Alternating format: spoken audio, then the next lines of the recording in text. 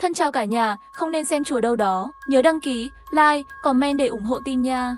Tôi là một kẻ buôn người. Tôi thường để con mèo của tôi trước cửa nhà người đó. Tiếng mèo kêu sẽ thu hút người ta tới mở cửa kiểm tra. Miễn là có người mở cửa, mục đích của tôi sẽ đạt được. Phương pháp này đã được tôi thử nghiệm nhiều lần. Cho đến chiều nay, tôi phát hiện người mở cửa cho tôi là một thi thể.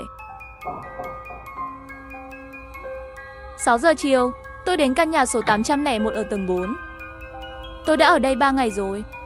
Nhà này có 2 người ở, một người phụ nữ trẻ và cô con gái 5 tuổi. Mục tiêu của tôi lần này là bé gái 5 tuổi trong nhà. Vừa rồi, người phụ nữ đã ra ngoài, bởi vì bên ngoài đang mưa. Tôi thấy người phụ nữ mặc áo mưa ra ngoài. Thường vào thời gian này, người phụ nữ đều xuống lầu đổ rác, nhân tiện còn đến phòng bảo vệ lấy chuyển phát nhanh. Người con gái ở một mình trong nhà. Người phụ nữ đi rồi về, thông thường chỉ mất khoảng 5 phút, cho nên thời gian của tôi chỉ có 5 phút. Tôi lấy một con mèo con ra khỏi túi, sau đó đặt con mèo ở trước cửa 801. Đây là một con mèo rất thích kêu, hơn nữa tiếng kêu hay và mềm mại, khiến người ta không thể không yêu. Sử dụng nó để thu hút trẻ em mở cửa là hiệu quả nhất. Về chuyện này, tôi rất có kinh nghiệm. Sau khi đặt con mèo ở đó, tôi thì trốn ở một bên cửa lặng lẽ chờ đợi. Ngay sau đó tôi nghe thấy tiếng mở cửa truyền ra từ trong nhà. Đột nhiên nghe thấy tiếng mở, cửa đã mở ra một khe hở. Tôi rất phấn khích, chuẩn bị hành động. Nhưng lúc này, tôi bất ngờ nhìn thấy từ dưới khe cửa thò ra một bàn tay đỏ dính máu. Đó là bàn tay người lớn. Tiếp theo là một cái đầu với mái tóc dài. Người phụ nữ trên người toàn là máu, bò ra từ khe cửa. Người phụ nữ vừa bò ra ngoài, vừa ngẩng đầu lên, nhìn chằm chằm vào tôi với khuôn mặt đau đớn. Tôi sợ hãi liên tục lùi lại, tim sắp nhảy lên cổ họng. Cứu tôi với. Người phụ nữ mở miệng ra toàn máu. Cầu cứu tôi. Tôi run rẩy, không dám đến gần.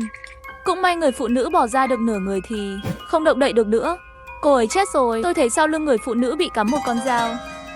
Rất nhiều máu liên tục theo vết thương chảy ra. Khuôn mặt người phụ nữ dính trên sàn, một con mắt còn chảy máu vẫn chưa khép lại. Người phụ nữ bị sát hại này là chủ của phòng 801. Lúc này cả người tôi đều ngơ ra rồi. Không phải cô ấy vừa ra ngoài vứt rác à? Sao lại có thể chết trong nhà chứ? Nghĩ đến đây, tôi bỗng nghĩ lại. Người đi ra ngoài trước đó mặc áo mưa kín mít. Tôi không nhìn rõ mặt. Người đó căn bản không phải chủ nhà 801. Rất có thể đó là kẻ đã giết người phụ nữ.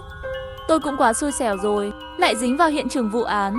Tôi nhanh chóng bắt con mèo lại và bỏ vào túi, sau đó thu dọn đồ đạc và chuẩn bị rời đi. Nhưng tôi vừa đi đến cầu thang, đột nhiên tôi bị một giọng nói phía sau ngăn lại. Có thể đưa cháu đi cùng không à? Tôi lập tức quay đầu lại, chỉ thấy một cô bé đứng ở cửa phòng 801. Đúng là cô bé đó, chính là mục tiêu của lần hành động này. Cô bé vẫn còn sống. Cháu sợ quá. Có thể đưa cháu đi cùng không? Bé gái nhìn sang mẹ trước mặt, vừa khóc vừa gọi tôi giúp đỡ. Tôi do dự một chút, tôi nghĩ không thể ra ngoài một chuyến mà về tay không được. Ngoài ra, mẹ cô bé này đã bị lúc này tôi bắt cóc cô bé, vừa vặn có thể đổ tội cho kẻ giết người kia. Tôi gật đầu, lập tức đồng ý với yêu cầu của cô bé. Tôi nhanh chóng đi qua và bế bé gái lên, sau đó nhanh chóng đi xuống cầu thang. Trên đường đi tôi bảo cô bé đừng nói gì. Nó cũng rất ngoan ngoãn, dùng bàn tay nhỏ bé của mình che miệng lại. Ngay sau đó chúng tôi xuống tầng hầm. Tôi cố tình tránh camera giám sát, đi đường vòng đến trước xe của tôi. Tôi cho cô bé vào xe, sau đó lái xe về phía bắc. Rất nhanh tôi đã ra khỏi thành phố và đi vào sâu trong núi. Tôi đưa cô bé đến một ngôi làng rất xa ở trên núi. Có một người đàn ông trung niên không có con. Đó là người mua tôi đã liên hệ trước đó. Còn về con mèo nhỏ dễ thương kia, tôi cũng để nó lại. Hãy để nó làm bạn với cô bé. So với bé trai, giá của bé gái thấp hơn 20%. Để đảm bảo tính bảo mật, chúng tôi sử dụng giao dịch tiền mặt. Số tiền kiếm được tôi cũng sẽ không để bên người. Tôi có một nơi giấu tiền cố định. Đây là đường lui cuối cùng của tôi.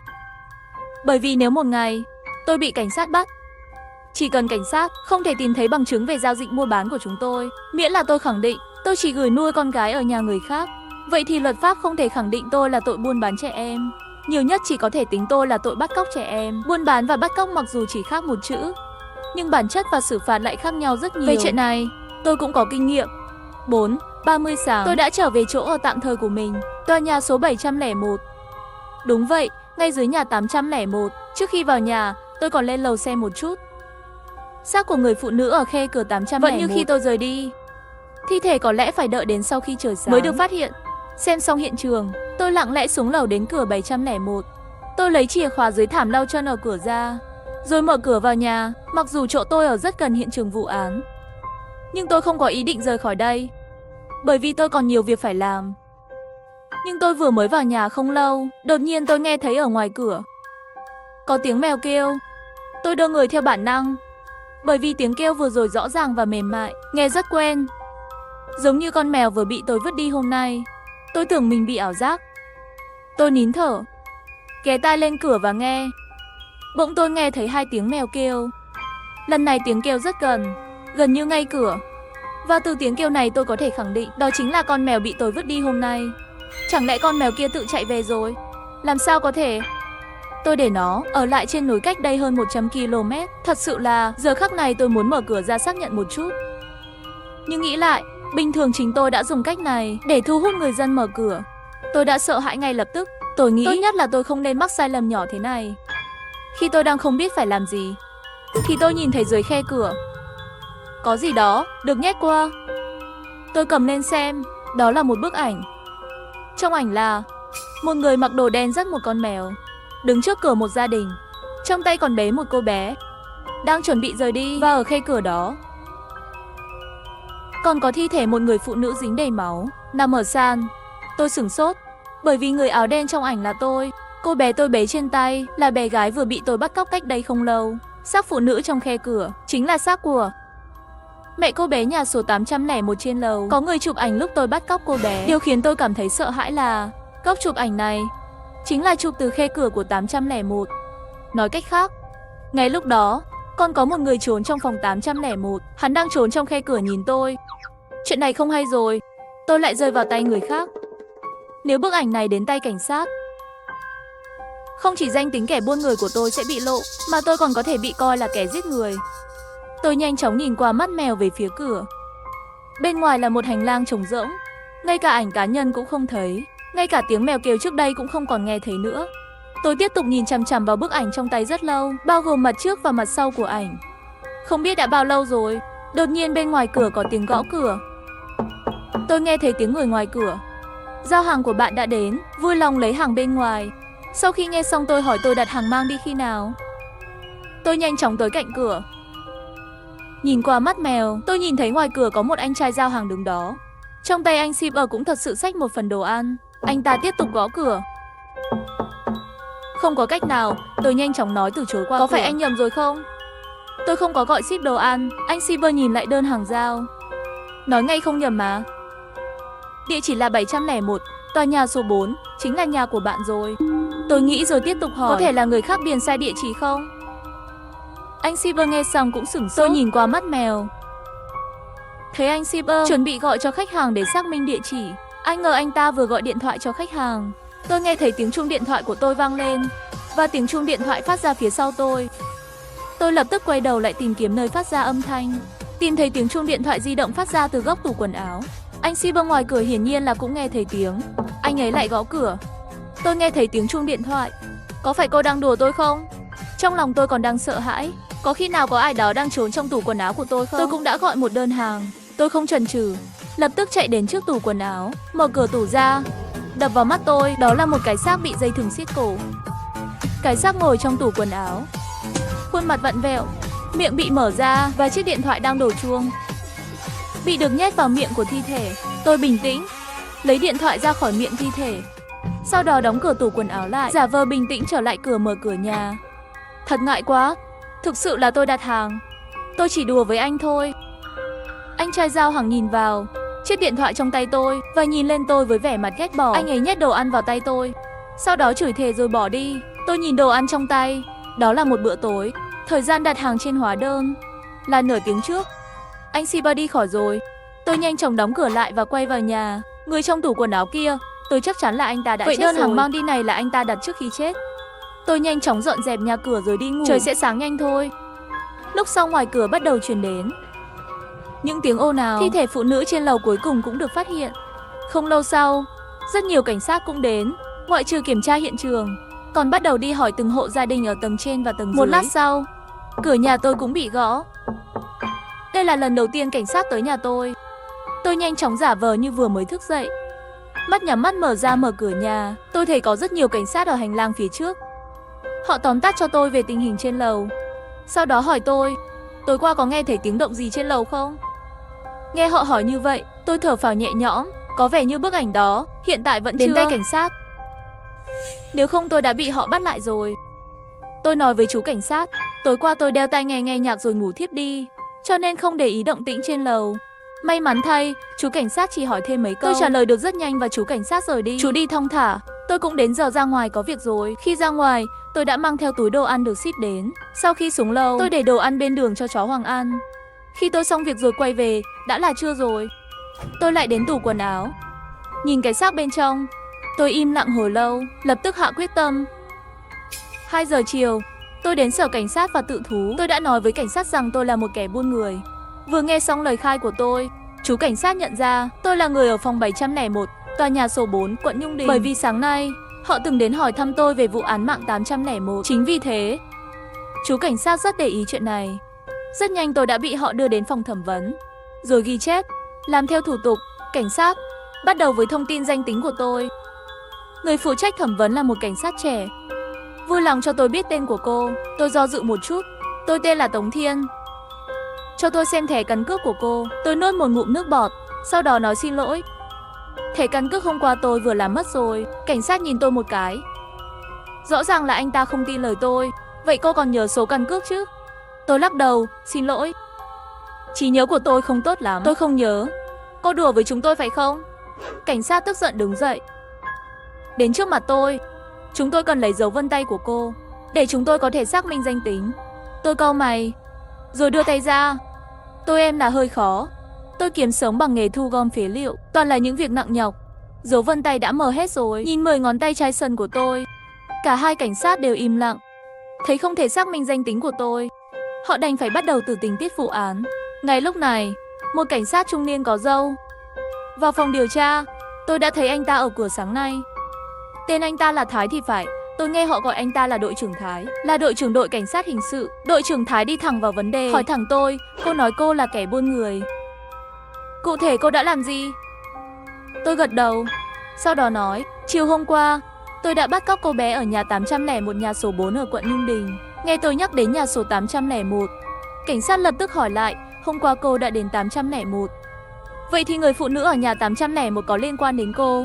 Thân chào cả nhà, không nên xem chùa đâu đó. Nhớ đăng ký, like, comment để ủng hộ team nha. Tôi nhanh chóng phủ nhận, không, người đó không phải do tôi giết. Trước khi tôi bắt cóc cô bé, mẹ của cô bé đã chết rồi. Cảnh sát nhìn tôi với vẻ mặt nghiêm trọng. Theo điều tra của chúng tôi, người phụ nữ ở nhà 801 là một phụ nữ độc thân. Cô ấy không có con, trong nhà chỉ có một mình. Tôi nghe xong vô cùng bất ngờ, đầu óc quay cuồng, lập tức phản bác lại, nhưng tôi đã ở đó 3 ngày rồi. Trong nhà cô ấy có một đứa bé. Tôi sợ anh ta không tin, liền lấy ra khỏi túi bức ảnh mà tôi dắt con mèo, tay ôm một bé gái đứng ở cửa nhà 801. Đây là bức ảnh khi tôi bắt cóc bé gái đó. Cảnh sát cầm ảnh xem một lúc, đột nhiên hỏi tôi bức ảnh này là ai chụp. Tôi nhún vai, lắc đầu, đó là một câu hỏi hay. Bởi vì tôi cũng muốn biết điều đó, có lẽ đó là hung thủ giết người. Cảnh sát tiếp tục nhìn chằm chằm vào bức ảnh trong tay rất lâu, cả mặt trước và mặt sau. Đột nhiên anh ta nhìn vào tôi và hỏi, mặt sau của bức ảnh này, hình như có viết gì đó. Bị mờ đi rồi. Tôi nhìn vào mặt sau của bức ảnh, thế à? Cái này tôi không để ý. Cảnh sát nghe xong bỗng nhiên nhớ mắt nhìn tôi. Anh ta dùng một ánh mắt rất lạ nhìn tôi rất lâu, sau quay đi, giao ảnh cho nhân viên kỹ thuật xử lý, rồi lại quay lại nhìn chằm chằm vào tôi và hỏi, bé gái mà cô bắt cóc bây giờ đang ở đâu? Tôi cúi đầu, cố tình lảng tránh ánh mắt của cảnh sát. Được tôi gửi nuôi ở nhà người thân ở xa. Giờ cô bé sống rất tốt. Tôi muốn hỏi vị trí cụ thể. Tôi lắc đầu, tạm thời chưa nói cho mấy người được. Lời nói của tôi khiến cảnh sát dần nhíu mày. Có lẽ là thấy tôi rất không hợp tác. Bỗng anh ta hỏi câu khác, tại sao cô lại tự thú? Ta thở dài nói, là do lương tâm trỗi dậy. Các anh có tin không? Đừng ăn nói lung tung. Tôi nghĩ cô đang cố tình che giấu thân phận. Tôi tiếp tục lắc đầu, thực ra tôi chỉ muốn sống sót. Nghĩa là sao? Tôi im lặng một lát, rồi nói, 3 năm trước, tôi được chẩn đoán mắc bệnh bạch cầu mãn tính. Bây giờ bệnh đã phát triển đến giai đoạn tăng tốc rồi. Tôi đã thử rất nhiều loại thuốc khác nhau, nhưng không có tác dụng. Tất cả tiền tiết kiệm của tôi đều để chữa căn bệnh này. Bây giờ tôi phải đối mặt với 2 lựa chọn. Một là đổi sang loại thuốc nhập khẩu đắt tiền hơn, hay là cấy ghép tế bào gốc tạo máu. Nhưng bất kể là lựa chọn nào, tôi không có tiền thì tôi có thể chết bất cứ lúc nào. Vì vậy, tôi đã chọn làm một kẻ buôn người, sau đó tới đồn cảnh sát tự thú. Cho dù tôi phạm tội ác, các người cũng sẽ không thấy chết không cứu đâu. Ngay cả khi tôi sẽ vào tù, tôi nghĩ bệnh của tôi có lẽ đã sớm đến giai đoạn cuối rồi. Lời nói của tôi hoàn toàn làm cho hai người trong phòng đều rơi vào im lặng. Thái đội trưởng mặc dù nửa tin nửa nghi ngờ, nhưng vì lý do nhân đạo, quyết định ngày mai đưa tôi đến bệnh viện chỉ định để kiểm tra. Rốt cuộc thì họ vẫn mong tôi giúp họ giải quyết vụ án. Cuộc thẩm vấn tạm dừng khoảng 10 phút. Thái đội trưởng quay lại nói với tôi, cô dám thừa nhận là kẻ buôn người. Cho dù bệnh tình của cô là thật, cho dù chúng tôi có giúp cô chữa bệnh, thì cô không cần phải sợ ngồi tù cả đời. Tôi bĩu môi, chắc là không thể lâu như vậy được chứ. Nếu cô thật sự phạm tội buôn bán trẻ em, ngay cả khi cô không liên quan đến vụ giết người, thì tôi đảm bảo cô vẫn sẽ phải ngồi tù gần cả cuộc đời. Tôi vội vàng phủ nhận ngay không phải buôn bán, chỉ là bắt cóc thôi. Có gì khác biệt không? Tất nhiên có sự khác biệt lớn về độ nghiêm trọng. Tôi tiếp tục nói, tôi để đứa bé nuôi ở nhà một người họ hàng xa của tôi. Người họ hàng này của tôi không có con. Tôi thấy anh ta đáng thương, vì vậy tôi đã gửi bé gái cho anh ta để nuôi dưỡng. Toàn bộ quá trình không có giao dịch tiền tệ. Bởi vì mục đích của tôi không phải là buôn bán, cho nên pháp luật chỉ có thể kết tội tôi một tội bắt cóc trẻ em. Theo luật hình sự, tôi chỉ có thể bị phạt tối đa 5 năm. Hy vọng trong 5 năm này, tình trạng bệnh của tôi có thể tốt lên. Sau 5 năm được thả ra, tôi lại là nữ anh hùng. Nghe tôi nói xong, khuôn mặt của cảnh sát đều xanh lét. Ngay lúc này, đội trưởng Thái đột nhiên ra ngoài trả lời điện thoại. Khi anh ấy quay lại lần nữa, sắc mặt rõ ràng nghiêm trọng hơn rất nhiều. Vừa rồi, chúng tôi đã lục soát nhà cô, tìm thấy xác một người đàn ông trong tủ quần áo của cô. Cô giải thích thế nào? Nghe xong tôi chỉ im lặng, khóe miệng vô tình lộ ra một nụ cười nhạt. Cuối cùng họ cũng tìm thấy thi thể. Xem ra trò chơi này cũng sắp bắt đầu rồi. Cảnh sát trưởng đập bàn quát. Cô cười cái gì? Tôi bị dọa giật mình ngang. Tôi nhanh chóng thu lại nụ cười hỏi, xin lỗi cho tôi hỏi lại, ông vừa nói tìm thấy thi thể ở đâu? Trong tủ quần áo nhà cô. Tủ quần áo nhà tôi? Không phải chứ. Đội trưởng Thái tay chống hông, tiếp tục nói, đồng nghiệp của tôi bây giờ đang ở phòng 701, tòa nhà số 4, quận Nhung Đình. Cô muốn tôi đưa cô đi xem không? Tôi lập tức khoát tay.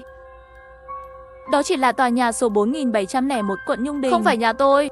Đội trưởng Thái sau khi nghe xong lập tức đến gần tôi hỏi, sáng nay khi chúng tôi đến điều tra vụ án, tôi đã gặp cô ở nhà 701.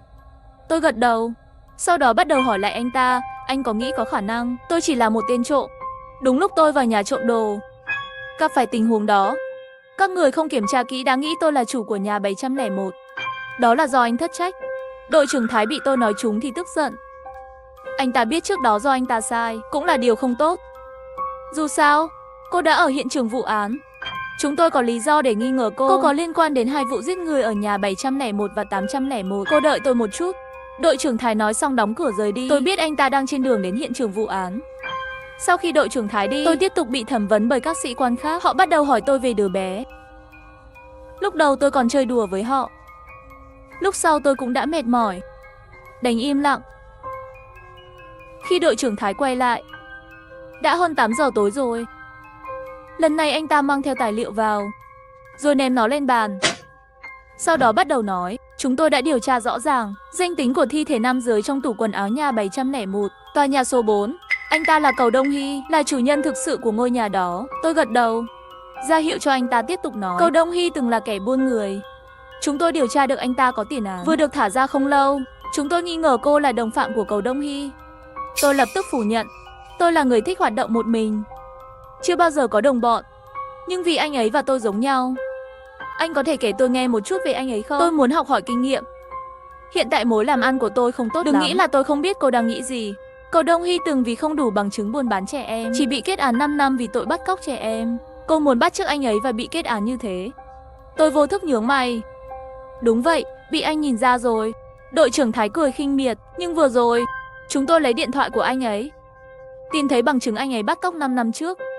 Đây gọi là lưới trời lồng lộng, thưa mà khó thoát. Tôi gật đầu sau khi nghe, thậm chí còn giơ ngón tay cái với anh ta. Hay cho câu lưới trời lồng lộng, thưa mà khó thoát. Nhưng không phải là Cầu Đông Hy này đã chết rồi à? Ngay cả khi tòa án kết án lại tội buôn người, chẳng lẽ mấy người còn có thể đem thi thể của anh ấy trở lại nhà tù à? Đội trưởng Thái cúi xuống và nhìn chằm chằm vào tôi. Cầu Đông Hy đã chết rồi, nhưng cô là đồng phạm của anh ấy, cô còn sống. Tôi tránh ánh mắt của đội trưởng Thái. Các anh có bằng chứng tôi buôn người không? Đội trưởng Thái đứng dậy và đi về phía cửa. Trước khi rời còn để lại một câu, Chúng tôi sẽ điều tra từ điện thoại của Cầu Đông Hy, tìm ra người mua là ai, sẽ sớm có bằng chứng thôi.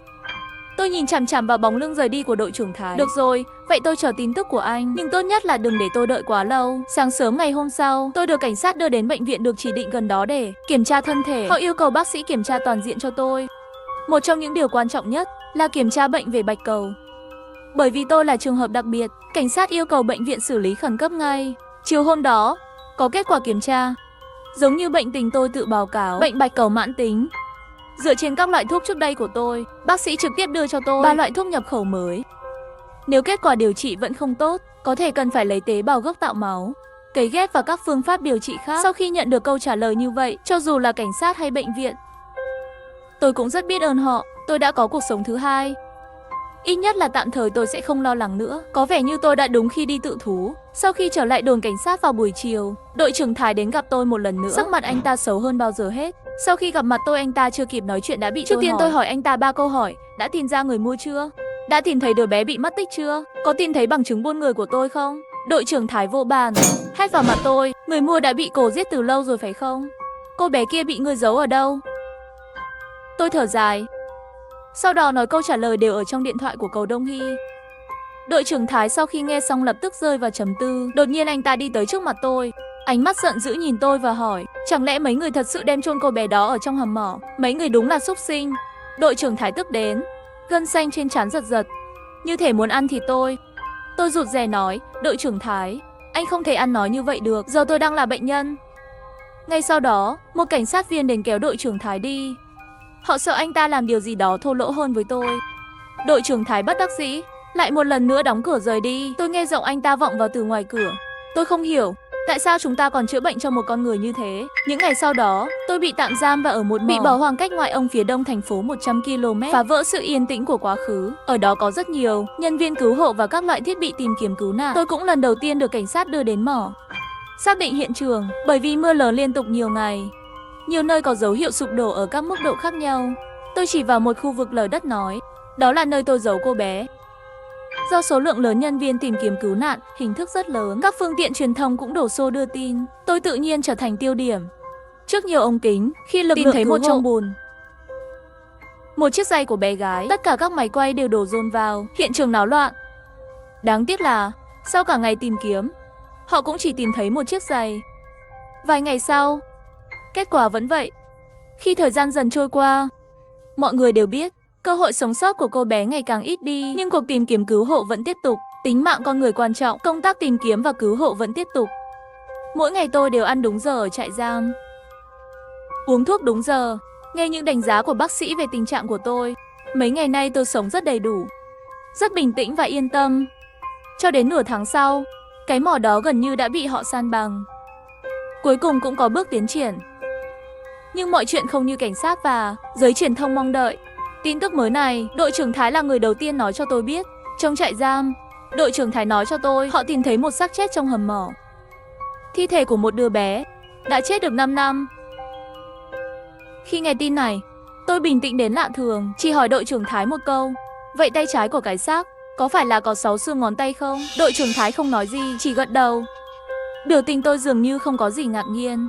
Tôi cúi đầu, thì thầm hỏi có thể cho tôi xem bộ hài cốt đó không? Trên bàn mổ trong nhà xác, tôi nhìn thấy hài cốt của cô bé đã chết 5 năm đó. Bộ xương yên tĩnh nằm trên bàn, toàn thân đều màu đen, bất động.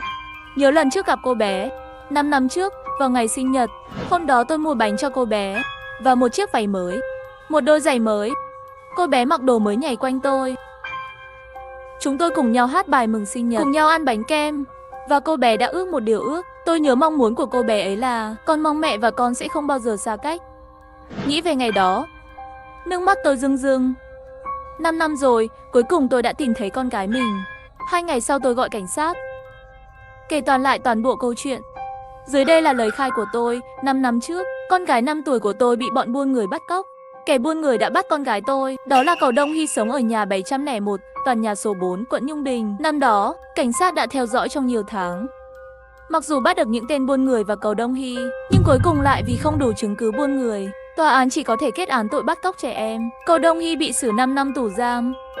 Đây đã là hình phạt cao nhất cho tội bắt cóc trẻ em, vì không có bằng chứng chứng minh có hành sáu mua bán. cho nên đồng bọn Chu Hằng của Cầu Đông Hy không bị kết án và trở thành cha nuôi của con gái tôi. Đáng ghét hơn là khi cảnh sát hỏi Chu Hằng, hỏi về nơi ở của con gái tôi, nhưng được thông báo rằng anh ta lại để lạc mất con gái tôi.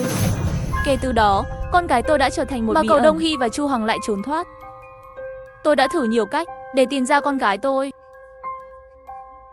Những năm qua, tôi đã đi khắp nơi, tìm kiếm con gái, gần như khắp các đường phố trên cả nước. Chưa đầy 2 năm, tôi đã tiêu hết tiền tiết kiệm, nhưng đều không tìm được gì. Để kiếm sống, để tiếp tục tìm kiếm con gái, tôi bắt đầu kiếm sống bằng việc nhặt phế liệu. Một ngày vào 2 năm trước, tôi ngất xỉu trong giữa một đống rác. Có người tốt bụng gọi xe cứu thương, đưa tôi đến bệnh viện. Nhưng tôi lại nhận được một tin tức khiến tôi càng tuyệt vọng hơn. Tôi được chẩn đoán mắc bệnh bạch cầu mãn tính. May mắn trong bất hạnh, căn bệnh này không giết chết tôi ngay. Chi phí điều trị tiếp theo như một tảng đá lớn đè trên người tôi. Nhưng để tìm con gái, cho dù như thế nào, tôi cũng muốn giữ lại mạng sống này. Ít nhất tôi cũng phải đợi đến khi bọn buôn người ra tù. Cho dù tôi có chết, cũng nhất định phải kéo chúng theo. Cứ như vậy, tôi đã tìm con gái mình trong 5 năm. Cầu Đông Hy cũng phải ngồi tù 5 năm. 1 tháng trước, Cầu Đông Hy đã ra tù. Thật là một điều mỉa mai đối với tôi. Kẻ bắt cóc con gái tôi đã được thả, nhưng con gái tôi vẫn chưa được tìm thấy. Thế giới này quá bất công. Từ ngày Cầu Đông Hy ra tù, tôi đã theo dõi anh ta. Sau khi ra tù, anh ta đã trở về nơi ở của mình, nhà 701 tòa số 4. Mỗi ngày anh ta đều không có việc gì, thích đi dạo khắp nơi. Tôi nhận thấy một chi tiết, mỗi lần hắn ra ngoài, sẽ có thói quen để chìa khóa dưới miếng đệm giày ở cửa và đi dạo một vòng. Sau khi trở về, sẽ đến thăm nhà hàng xóm trên lầu của anh ta. Trên lầu nhà 801 có một người phụ nữ, dường như Cầu Đông Hy quen biết cô ấy từ rất lâu. Lúc đầu, tôi tưởng họ chỉ là hàng xóm bình thường. Sau đó tôi nghe lén cuộc trò chuyện của họ. Người phụ nữ đó cũng là một kẻ buôn người, từng là đồng phạm của Cầu Đông Hy. Vì lý do bản quyền, chúng tôi không thể cập nhật đoạn kết.